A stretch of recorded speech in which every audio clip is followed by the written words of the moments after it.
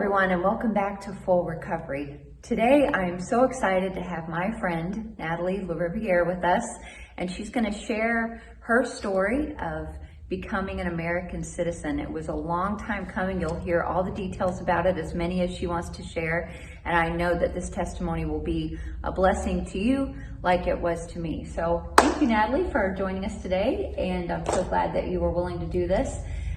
We've been friends for a long time. Yes. And for anybody that knows you and me, they know that you're my hairdresser. You're the only person that's touched my hair in almost 20 years. And so I'm grateful for that. You have amazing hair, so thank you. Well, I don't know about that, but it's due to you. But even more than that, you are my friend. We've been friends for a long time. And so when I first became aware that you were pursuing citizenship, I began to pray that God would make it go quickly and help you. And of course, He chose to stretch it out a little bit, which we're going to hear about today. But just to lay some groundwork, would you mind telling us about your experience moving here to this country, what you know of it, and your life as far as what you know getting started and your family getting started in Canada? You're from Canada. From Quebec. And from Quebec, okay. And for anybody who doesn't know where that is, can you just explain maybe how close it is in relation to the American border or something about? So I believe when we go 91 north through Vermont, we're a good 3.5 hours. If you go up through Jackman, Maine, it's about an hour and a half. So kind of like north east. Okay, very good. So not that far. Not that far. But your parents... It's 500 miles. I think it's 490 miles one way when we go to my grandmother's. Wow, okay. So your parents decided to come here when you were how old? So, well, they decided to come here before I was even born. Okay. But it's because of everything, the way it played out, is why I was born in Canada. So my father was a lumberjack. Very dangerous work, and it's also seasonal. And so because he was a lumberjack, he had a permanent resident card. First he had a worker's visa, and then he had a permanent resident card because most of his time was in Maine, and he'd go home on the weekends. So, and then my mom, you know, now she's got Marco, you know, and my mom... you have an older brother. I have an older brother, Marco. And a younger sister. And a younger sister, yes. I'm the classic middle child.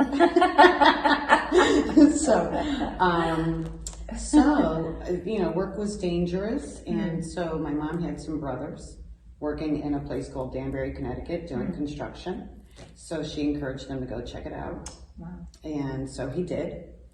And then they decided, well, you know, let's try to make a life there. So my mother, she had her paperwork in the process, so she would be granted visitor's visas, but they only, it depended on how long they wanted to give you. Sometimes it was a couple weeks. My mother knew of other people that had 6-month passes. My mother never had a 6-month pass. So then her visitor's visa expired. My father had taken up residence down here, and in Connecticut, we in Huntington, Shelton. And so my mother returned to Canada, and as my mom likes to say, made in America, born in Canada. About me. How fitting. Yes. So I know. So then she ended up getting her paperwork, her permanent resident to come, but it was too far along in the pregnancy, so she stayed up there. That's why I was born in Canada. Wow. Yeah. Interesting. Yeah. So just talk a little bit about your family background in Canada, because both your mom and your dad were born into large families. Oh yeah. And you were close to a lot of relatives there. Your grandparents, I know at least one set of grandparents you were close to there. Yeah. Yeah, so my dad is the second oldest of 12. Wow. So to put it in terms of how to think about it, my parents were dating, and there's a picture of my parents before they're married, each holding a baby. And that's my grandmother Riviere had number 11 and 12 are fraternal twins. Wow. So when people think, you don't have 12 children running around, you know, you have, you know, my brother, my dad has an older brother, and then it's him, and then the others. So yeah, that's pretty wild. And on my mother's side, my mother is the oldest of 9. Okay. So when we would go to my grandmother's, the youngest, what was there, 4 of them still at the house?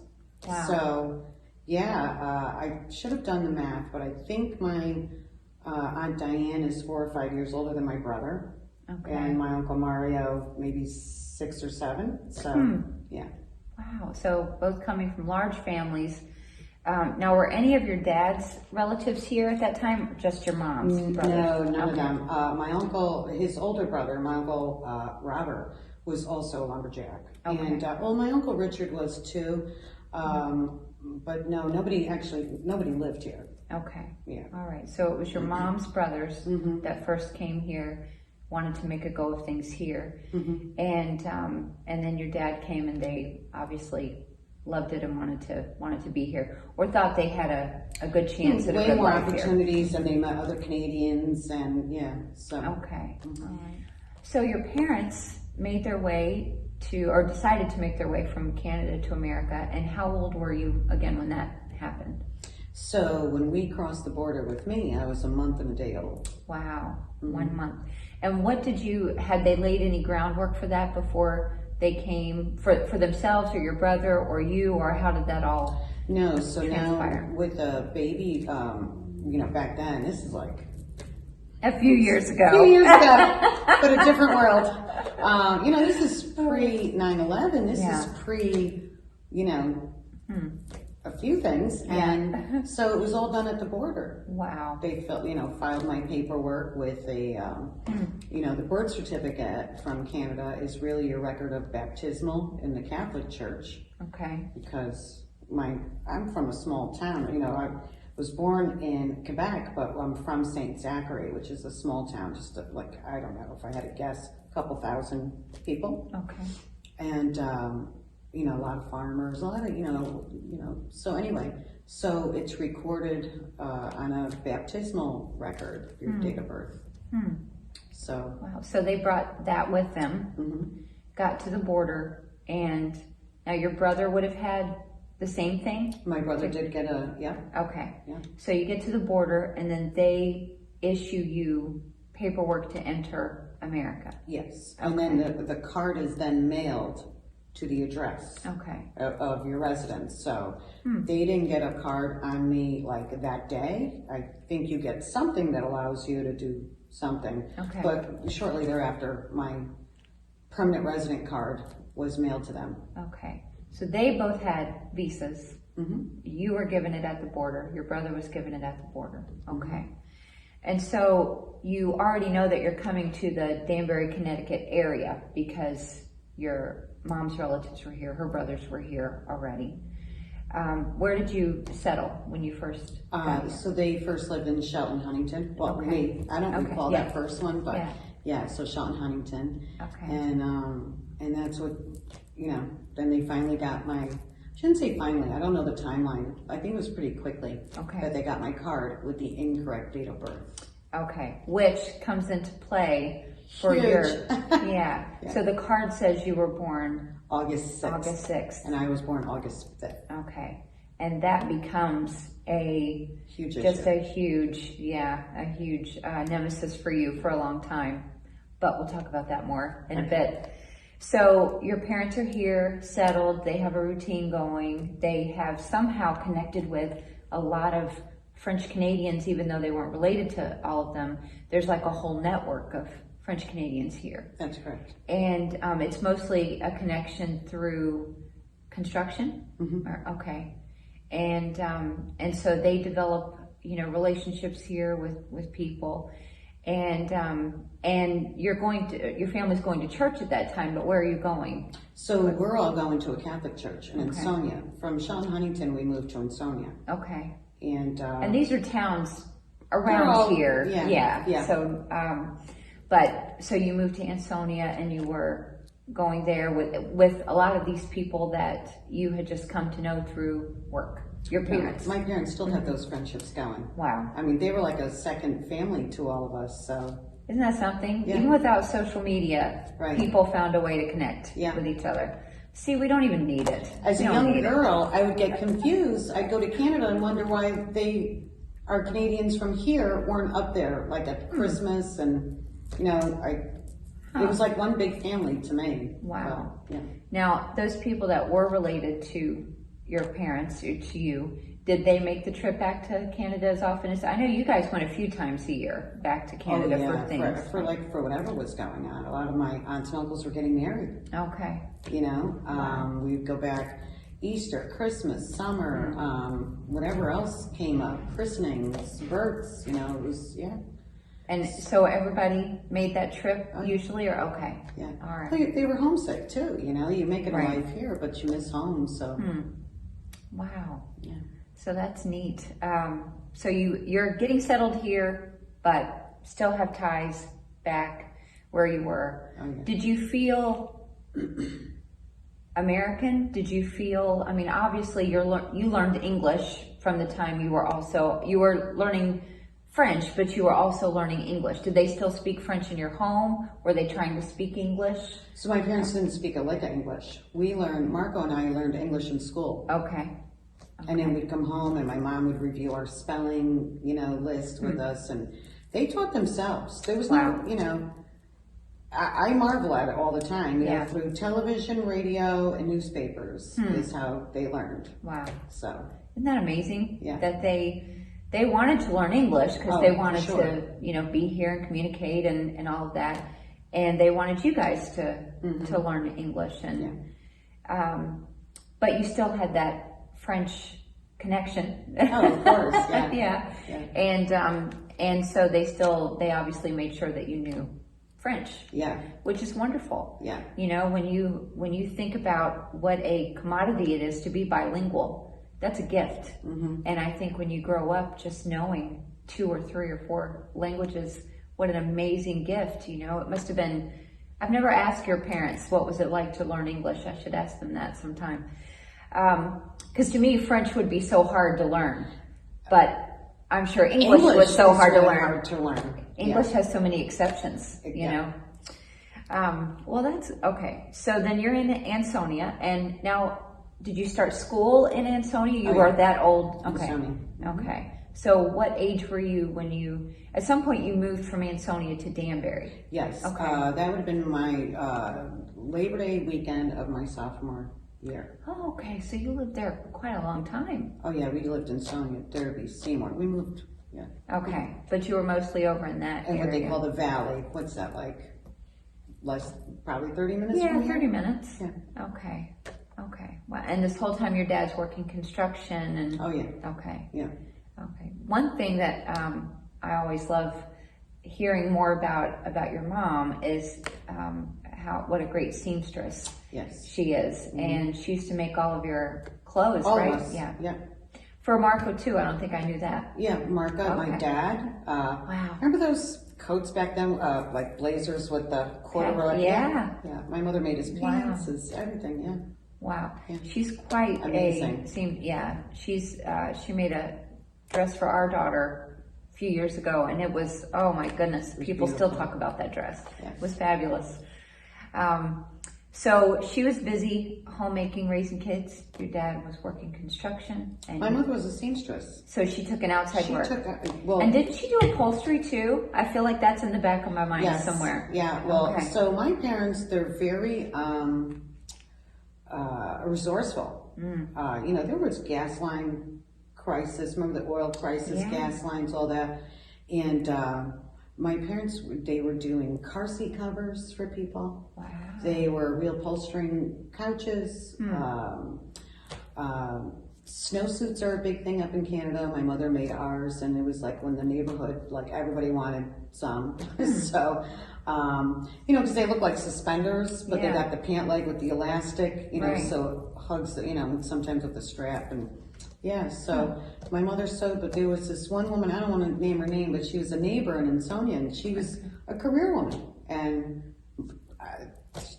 the clothes that she would bring to my mom to do, and then my mother started sewing her clothes. Wow. So Huh. yeah, That's neat. yeah.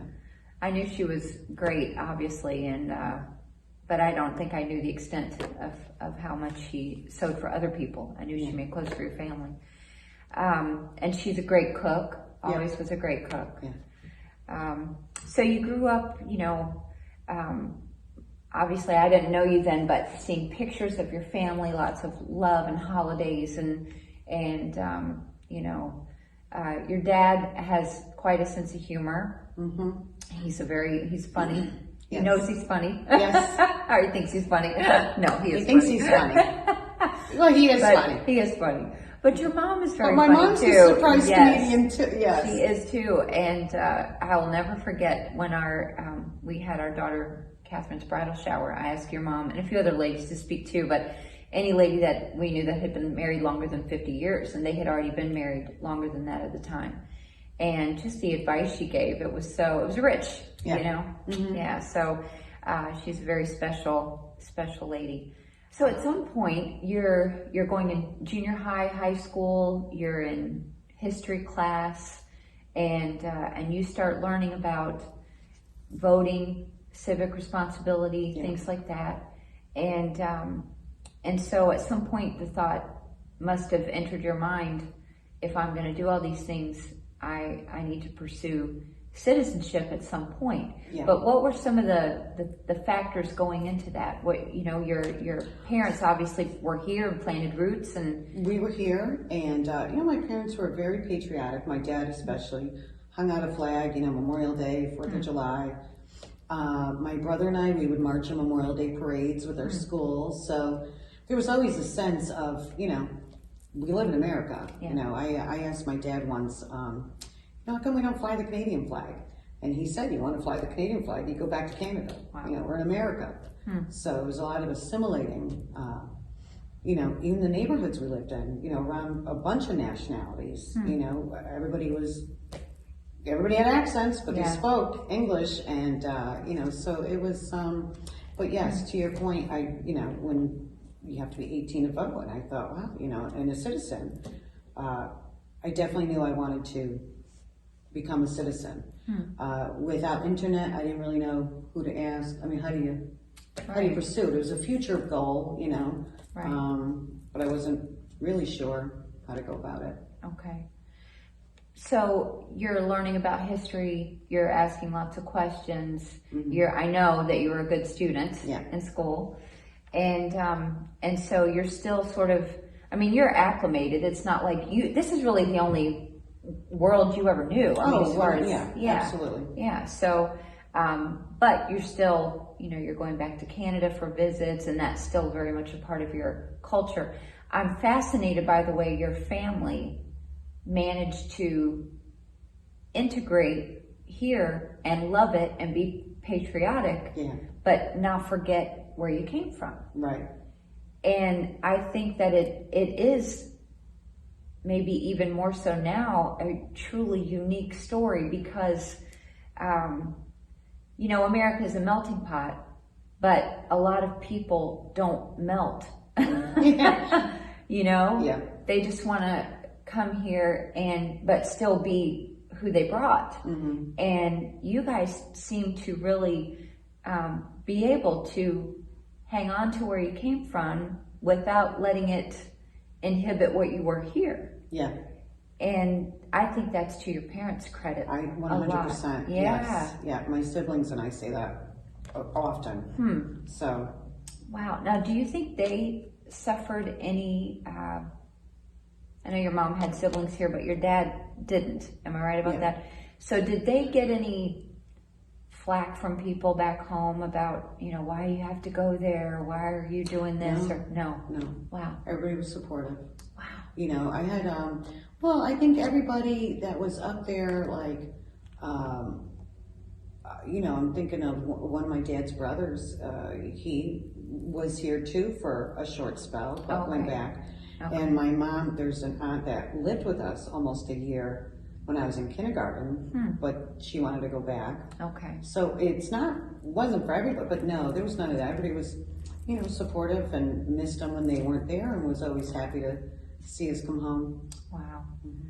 And I know you did, your grandmother and I share a birthday. Same birthday. And I wish I my aunt. could have. Oh, I didn't know that. Yeah. Wow. Which, on your mom's side? Or Yeah, your, that lived with us for a year. Okay. Yeah. Wow. Yeah. We're all peridot. Yes. Even Nat is peridot. Yeah, August 5th. Yeah. in case you're you not friends forgot. with her on Facebook and you needed a commercial. So, wow, that's neat. So you went probably once a summer, Christmas, Easter, and then for any other events, people having things like that. And, yeah. But you would come back home and you're, for all intents and purposes, American. You're living as Americans. Mm-hmm. I think that's marvelous. Yeah. That's really amazing. Okay, so we talked a minute ago about how you were in junior high, high school, learning about history and realizing that you want to have a part in civics and responsibility and voting and all of that. But there was something else going on behind the scenes, and that was that God was working in your family's life to bring you to Him. And while your parents may have thought they were moving here just for betterment of family, God was really drawing you guys to Himself and showing you His Son, showing you salvation and making a way for you to hear the gospel. Mm-hmm. So talk about that for a minute. What did God do to bring you guys to Himself? Well, we were, church and God and Jesus were always very important. Mm-hmm. My parents are old school Catholics. Mm. Not to slam anybody, not the modern day, the old school, right. Very. So they were always, and so the Canadians. And then what happened was there was a very skilled painter that was painting my aunt's house, and was giving her the gospel. And repeatedly, they were talking about Jesus and God, and he understood. He was French Canadian himself, okay. And I'm not sure if he used to be Catholic or not. I don't know, but he understood French Canadian Catholics, so he was able to answer her with the Bible, show her the Bible, and none of us had ever really. I mean, you see a book that says the Bible, but as far as I know, I always thought, well, the priests, I don't remember feeling encouraged to read the Bible, right. Like usually it's the priests that interpret, God's word, and they're our interceder or whatever. So anyway, so my aunt was being given the gospel by this gentleman, and I used to come up and stay at her house sometimes on the weekends, and I don't know how it came about to be, but I'd go to this vacation Bible week. And boy, I had a lot of questions myself. I was hearing about saved, saw a movie on tribulation and the rapture, and I came home and had tons of questions for my mom, and she couldn't answer those questions. And then my aunt came over, and I was like, tell my mom, tell her. I was 11, tell her, right. tell her. And she couldn't answer those questions. So finally this gentleman came and visited us and gave us all the gospel, and we all got saved. Wow. And then he came back another time with the preacher of the church that we would eventually start going to. Okay. So what a change. I mean, just, to know that your eternity is secure, yeah. And set you on a different course as far as realizing it's not about religion, it's about a relationship with Jesus Christ, and just God showing how much He cared about you and the lengths He would go to give us salvation. I think it's amazing that your story led you there, and then when you look back, that's where God was leading all along. Absolutely. Because that is the most important thing. Yeah. And everything else we go through in this life it's all centered around that relationship with God. With God. So now you're in high school, you're saved, you're in church, you're growing, you're all those things, and at some point you start thinking, I need to pursue citizenship, but you have no idea how to do it. There's no internet, there's no So you mentioned something happening in 1991, which you were out of high school, you graduated by this point. Yeah. And had you already you were working I was working in corporate America. I was Okay. working at Union Carbide. Okay, Yeah. that's what I And, thought. and now this visa, this, whatever you want to call it, they were called alien cards, visas, or permanent residence, you know. It's referred to by all those words. Okay. I wish I would have photocopied one of my old ones because it Uh-huh. said permanent resident, and before the one before that said alien registration. So, Okay. but anyway, they were good for life. Wow. They just ask that you update your photo, obviously, Okay. as you change. Being a baby, there was no photo. Okay. Imagine that. Huh. So, Marco, I believe, did have his updated at different points. But anyway, now there's almost this, I don't know how word got out, but word got out, right? It's a law now. They want everybody to, I think it's a law. But anyway, so they wanted everybody to come that had one to get a new one. And now you're going to have an expiration date, like on your driver's license. And that was around 1991. So that gave everybody a good kick to say, you know what, let's pursue our citizenship. My aunt did, my mom was sworn in July of either 92 or 93. I think I have it written here. Yeah, mine was 1993 of July. So I think it came out in 91, and I think, you know, you went in pursuit of it, you know, shortly thereafter.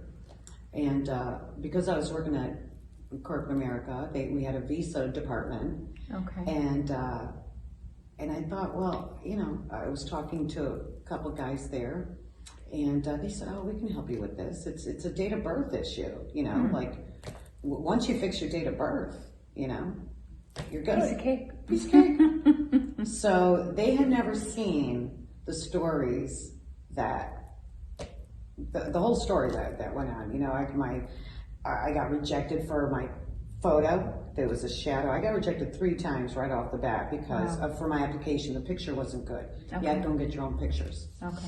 So, and they had that all there. They have a studio that takes these pictures. They're like, we've never seen this. So, anyway, so that, it never got resolved during my employment there. So I just got a new alien card, you know, they didn't correct my date of birth. You paid extra. I don't recall what I paid in those days, but after a while, it was like, I know at one point it was like $375 plus $150 if you were correcting an error. Wow. And my date of birth never got corrected. And so therefore I could not pursue becoming a citizen. My goodness. You can see how people would give up. You know? It was you very frustrating. Yeah. And then the money and the time and then the, you know, who even knows about this stuff and who, I mean, I've had very limited experience with the DMV or city halls, and I want to give up on things, you know, sometimes, much less trying to change a date or, you know, a birth date or, I mean, it's just the hoops you have to jump through. So you can see how people would say, I'll just be here illegally. Doesn't matter. Yeah, because today you can make an appointment. Okay. And I don't know how long it is now that we're in this COVID time, but before, like going back to when I was talking to you about, you'd go to Hartford to immigration building. There was no appointments. You just waited in line like DMV. Wow. But when they close, they close. Better luck tomorrow. You could be the very next person. Better luck tomorrow. Wow. Yeah. So you'd have to miss Take a a day day of off, work yeah. or, okay. And just be a gamble. Maybe I'll get in, maybe I won't. Wow. So you're trying to get the date changed on that document, that birth certificate, baptismal record. The alien Oh, card. the alien card. Okay. So it was right on your Oh, it was right on everything else, my but certificate. the alien card, it was wrong. Yeah. Okay. So you were, how many years did you spend trying to get that corrected? 30, Yeah. 29, 30, yeah, 30 years. 30 years, yeah, Just Well, trying there- to correct a date. Yeah. Wow. yeah. Wow. And so many trips to Hartford in the interim, lots of money paid. I mean, can you estimate? Thousands. It was thousands of dollars paid. And then, so you're also writing to presidents and people in government. Every one of asking my for help? presidents, yes. Okay. I think like once I hit high school, you know, Okay. started writing presidents just to let them know, you know, I'm eager to become a citizen. This is what's holding me up, and you know, told my parents' story. This is why we're here, you know. And never heard back from a single, not only not a president, but not a worker, not any sort of immigration employee, nobody. Nobody. Okay. And 30 years of that. So not to keep rubbing that 30-year mark in, but 30 years of that. Wow. So, so finally, something happens a few months ago. So really, so I do have to just stick this in here. 2006, my grandmother passes away. On the way back at the border, they said, if you don't have a passport, you can't come back. Wow. Can't get a passport until you get this date of birth fixed. Right. So I haven't been home since 2006. Wow. So I do. It's a long get that time. out there. That's a long So time. yeah. So anyway, But they didn't, so they let you go in and come back, but they said you can't go back again. That's right. Without a passport. Right. This was after we had done her funeral. You know, on the way back, they said at the border, you need a passport next time. Wow. And so my mom said, well, what happens if we come back? You know, what happens if we don't have it? He said, you'll get into Canada, but you won't get back into America. We could detain you for 2 years and make you start the whole process all over again. Now, this is what we were told. And we lived by, you know, I think it was, wasn't it just earlier this year that I found out that you could, by car, probably have gotten away with it? Probably. What do you do if you don't? Right, right, So, right. That's risky. it's risky. Wow. So you haven't been back to Canada since 2006, even now to this day, because this day. you don't have a passport. But a few months ago, you something happened to let you know things are going to start escalating or accelerating. That I can pursue my citizenship now. Well, that would bring us to November 2017. Okay. They corrected my date They of birth. corrected your date. So that was after just relentless pursuing. Relentless. Just on a fluke, they corrected it. I couldn't believe it. It was amazing. Wow. Now, so 2018, I devoted to getting my Gold Star driver's license. Because don't forget, they were pushing that. Maybe you can't fly. Yeah. You know? Yeah. And then I pursued my Canadian passport. Okay. Because I figured, let me get all my ducks in a row so I could at least travel. I can go to Canada or what have you, you know. And then, so I got my Canadian passport, never been used. And then March 2019, I applied for my citizenship, not knowing how long it would take me. That's why I wanted to get everything else done, and then I apply. And you know, that's just about $800 too, by the way. It's just more coins. Wow. My Canadian passport was 200 and what did I tell you? 260, 275, something like that. 275, I think you said. 275. So then May 31st, I had my biometrics appointment in Port Chester, New York. They verify the whole thing, who you are, all your previous alien cards, you know, because I've renewed quite a few Many times. times, yeah. So, and then everything's going to be great, right? So then the next thing you do is you wait for the date to get your invitation to go to Hartford Immigration to get tested. Okay. Yeah, there's that U.S. history test you have to pass. And I have studied it long enough, Amy, that they changed it. When I first started studying it, you had to know who made the flag, Betsy Ross. There's no Betsy Ross question. Wow. You used to have to name the original 13 colonies. You only had to name 2. Oh, okay. They added what happened September 11th. You know, it's terrorists attacked the United States is the correct answer, not somebody did something. Right. So, but anyway, so I go to take my test, and what's the first question? What's your date of birth? I'm still in the system as August Oh. 6th. After Wow. that whole biometrics appointment, the whole vetting. So fortunately for me, I packed my birth certificate. It wasn't on the list of what they said to bring, but I thought every time I deal with anything, it's this birth certificate issue. Right. So she asked if she could make a copy, and I said, you should have several, but go ahead. And then she started the test without any segue into it. So right away she said, who wrote the Federalist Papers? So I got the tough test, Wow. which is Hamilton, Madison, and John Jay, for those that aren't studying. And then I left that appointment with a piece of paper that said a decision could not be made. I had passed the history and English, but it's because And it is an oral test. It's an oral test. Okay, so you don't know. You don't know how you're doing. Yeah. I don't know. You don't know how many you study. A list of 100 possible questions. Okay. So Okay. So at the end of this test, she tells you, oh, it's a paper. we don't know. A Oh, the decision. paper just says. A decision cannot be made at this time. Wow. So I said, what does that mean?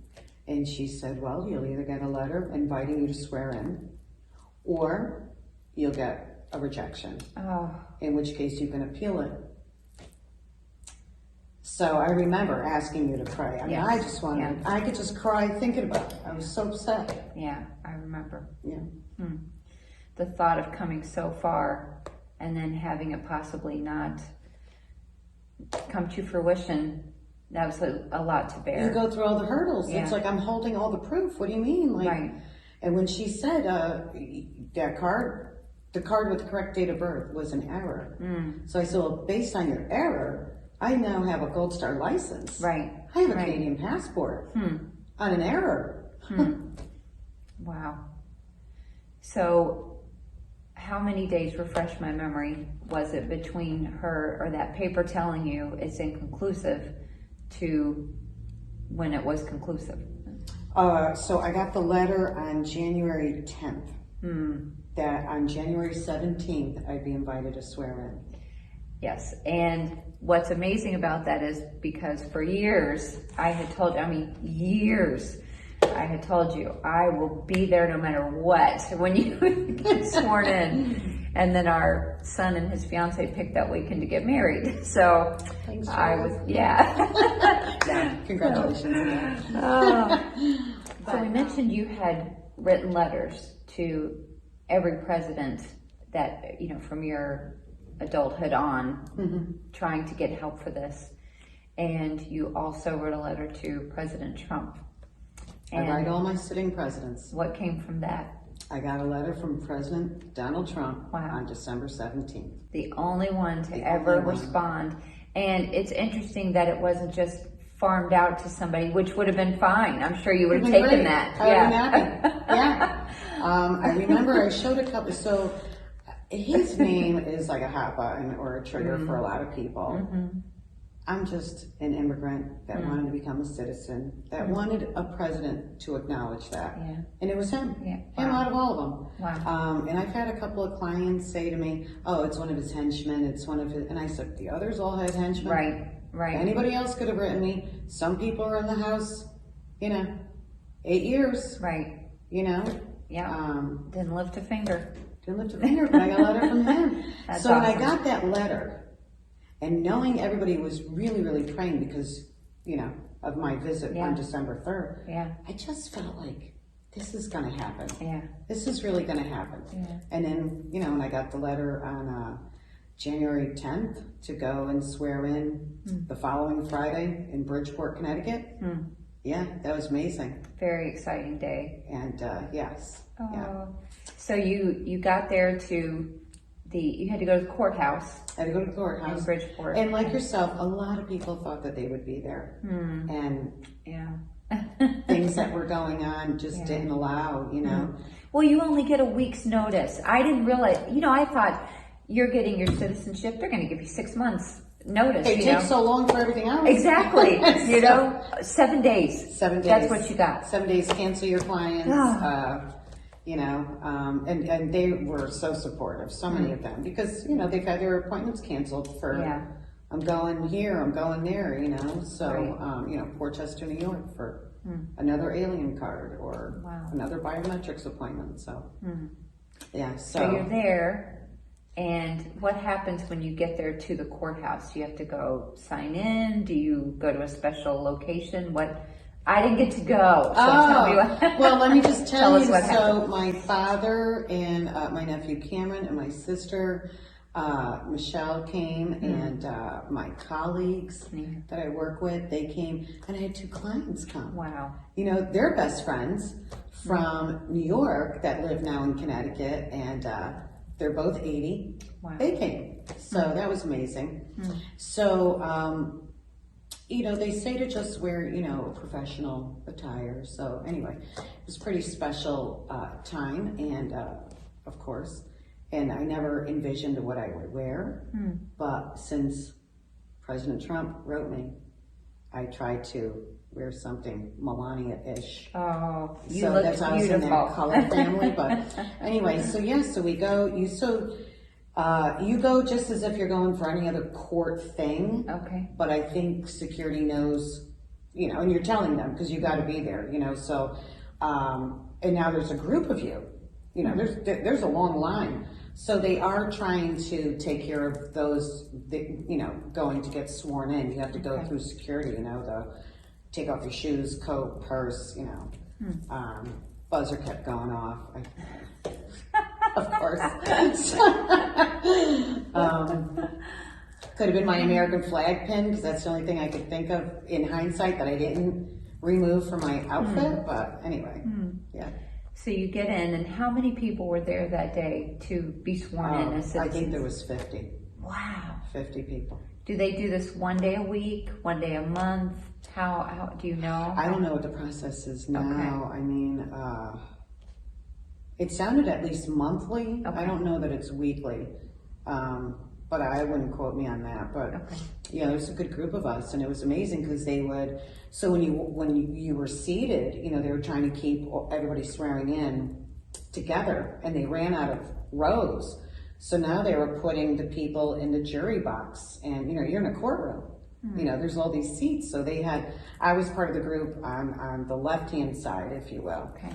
And then, you know, you could bring people, an unlimited number of people is what they said. Okay. But I think they did start running out of room in that room. So, yeah. We're going to play the video now of Nathalie swearing in so that you can see what that was like for her. That I take this obligation freely. Without any mental reservation. Or purpose of evasion, so help me God. Congratulations.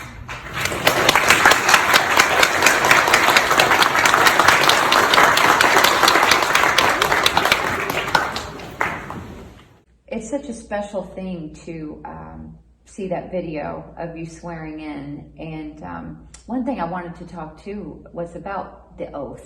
And I forgot to mention that, but the oath, I want to show a picture of it, a copy of it, just so everybody understands what you are pledging to when you become a citizen of the United States. But it's a very sacred vow, and you had to swear to that. And the last 4 words of that oath are what?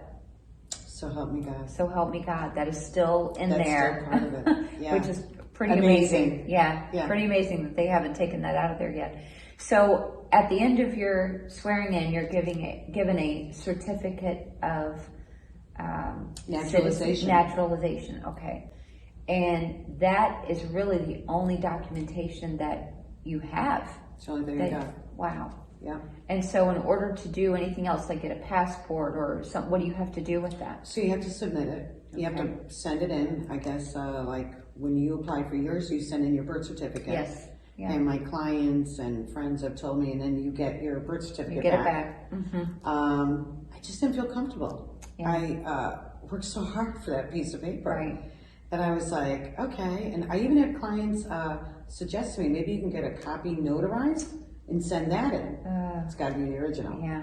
So then for kicks, I looked up, you know, what does it cost to replace this certificate in case it gets lost. Or if I Right. don't get it back, I've heard those stories too. Oh, yeah. Yeah. $555 after Wow. all the money I have spent. Wow. If that leaves my possession for some reason, Wow. that's how much it would cost. My goodness. And so I didn't like that. Right. And I just felt so, just the Lord telling me not to send it in. Because then the whole world shut down in March Yeah. Wow. because of COVID, China virus. Wow. And nobody's at their desks doing Right. this kind of stuff right now. Right. And it's not a priority. Wow. So it just would have been open-ended out there somewhere, sitting somewhere. And now I would be sitting here, no proof. Yeah. Wow. So Wow. I still can't travel, but at least I can vote. But yes. And interestingly enough, I just want to throw this out here. Your birthday, my grandmother's birthday, my aunt's birthday. I became a citizen this year, 2020, and the 19th Amendment was adopted and certified on August 26, 1920, for women's right to vote. Wow. So I will be voting on the 100th anniversary of women's right to vote. Isn't that amazing? Yeah. Wow. Yeah. That's so special. Yeah. And I think God just did all that just for you. That's what I think. Yeah, I think so too. That's so neat. So you are a naturalized citizen. Yeah. And it's just so, I'm so happy for you. We've done some celebrating Yeah. for it. And, Yes, we did. Thank you so much. And no, my goodness, this is such a big event, and I'm just so happy and thrilled after all this time Yeah. that it finally came to pass. There's a verse that comes to my mind always when I think of you, and I wanted to be sure I said it right, but it's Proverbs 31:25. Strength and honor are her clothing, and she shall rejoice in time to come. And I think you've done a lot of rejoicing Yes. in the last few months, Yes. and it has been a long, hard road to get here. But I think you would say it's been very worth it. Very worth it. And when you cast that vote for the first time for the President of the United States, Yeah. I'm going with you. Yeah. Oh, let's see who gets married. No weddings on that day. Yeah, I just want my sticker. People are telling me I could mail it in. I no will way. crawl No across way. glass right now to go vote. I've been waiting for this For a long time. for a long time. Long time. So, I'll and be thank there. you for always praying too for that, Oh. because I know you knew it was. Yeah. Of course, Yeah, of thank course. you. It's such an honor. Thank you again for sharing this story with us today. I know so many people are going to, first of all, get an education about what it takes and what it took for you. And secondly, maybe it'll cause some people to appreciate. I know it has for me. I appreciate being born here and not having to go through all of those hoops and difficulties just to have the freedom to vote and the right to vote. And to participate in this great country. Yeah. And, you know, a lot of great places around the world, Yeah. but we love America. I And do. This is the best place. Glad to So, be here, so. Yeah. Thank you for sharing my story, and especially that we could share what the oath is, because a lot of Americans don't know. That's what we said. It's true. So. It's true. We'll definitely post that picture up so everybody can read it for themselves. But thanks again. Thank I you. appreciate it. Love you, Thank you. Nat. Love you too. Thank you.